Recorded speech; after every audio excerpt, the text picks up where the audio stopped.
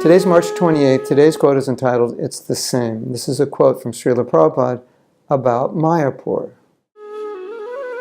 Prabhupada said, quote, "If you live or die in Mayapur, it's the same," unquote. This is because Mayapur is the spiritual world. So you either live in the spiritual world or you die and go to the spiritual world. So it's the same.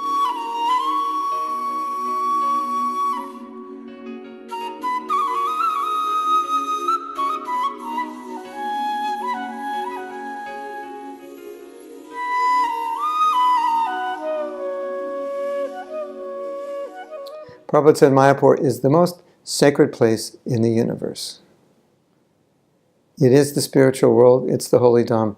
When we go to the holy dham, we pretty much live in a transcendental state, or as close to a transcendental state as we possibly could, because everywhere around us there is that transcendental atmosphere. And so Prabhupada appreciated Mayapur so much.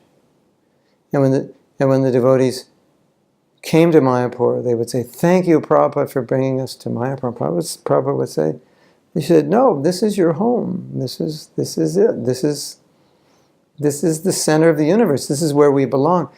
When Prabhupada came to Gainesville, Prabhupada said, "I'm happy to see that you're spreading Krishna consciousness in this far remote place of the world, so far from Sridham Mayapur." So I've spent a lot of time in Mayapur, living there, and sometimes I would go on walks in the middle of rice fields, in the middle of villages, in the so-called middle of nowhere. But actually, New York City is really the middle of nowhere, because Mayapur is the center of everywhere. It is the spiritual world. So even New York, which seems to be the center, or one of the centers of the world, from that perspective, is just a remote corner of the world. So, in this quote, Prabhupada is saying something which I think is very important for us. You can live in Mayapur, you live in the spiritual world. You can die in Mayapur, and you go to the spiritual world. So what's the difference? There is no difference. Living or dying in Mayapur, you're in the spiritual world either way. What a beautiful thought. One time in Mayapur, it must have been 1975, Prabhupada said, the way the world is going now, if things don't change, there's going to be World War III, and it's going to be hugely devastating. Nuclear war, at least potentially, could be a nuclear war. So some devotees were very concerned, and Prabhupada was joking with them, and he said, and he saw their concern was maybe not as much about the future of Krishna consciousness as about their own lives. And Prabhupada was joking with them. He said, "So you're worried? You're thinking you're not going to die?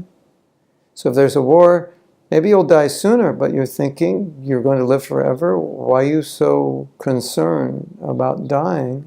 It's today or tomorrow." So Prabhupada's perspective obviously is transcendental, but it's a beautiful perspective. And so if I'm in the holy dham and I die, how glorious is that? I die and go back to Krishna. That's what we are told. When you die in the dham, that's where you go. So to live in the dham, to die in the dham, or to live in devotional service, to die doing devotional service. It's glorious in both ways, and the great gift of Prabhupada is that we can die in devotional service and go back to Krishna. God's sister told me a story. She was with Pishima when Pishima died, and she saw Prabhupada come for Pishima. Is that amazing? She saw Prabhupada come down for Pishima. So, we hear these things, if you die in the dham, you go back to Godhead. But maybe we just think sometimes it could happen to some fortunate soul.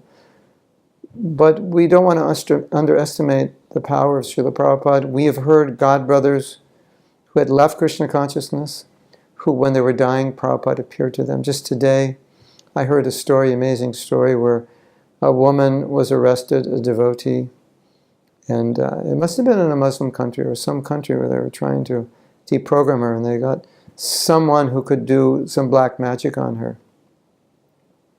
And while this person was doing black magic, she was reciting obeisances to Prabhupada. And then that woman told the guards, "I have to leave." And they said, why? You're supposed to do your black magic to break her from her bhakti. And she said, behind her, when she said those prayers, there was a sadhu that came, and he pointed his finger at me, and he told me to leave. So I'm leaving. Wow. Amazing story. So, we should not be afraid of dying. Prabhupada is there protecting us. Give your life to Krishna, as we said yesterday. If you die having given your life to Krishna, your death is glorious, and Prabhupada will take care of you. Hare Krishna.